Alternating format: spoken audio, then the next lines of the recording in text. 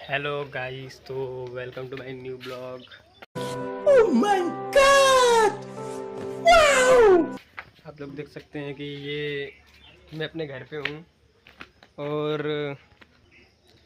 मैं आप लोग को बताना चाहता हूँ कि ये जो मेरी काऊ है उसको आप लोग को दिखाता हूँ। आइए इधर आइए। ना अच्छी तरह चल, ठीक है भाई, नहीं तो ऐसा सबक सिखाऊंगा कि दुनिया को मुंह दिखाने का लायक नहीं रहोगे।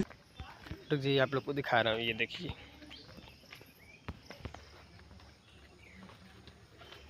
ये मेरी काऊ है, इसको मैं खिलाता हूँ और ये देखिए इसको। आइए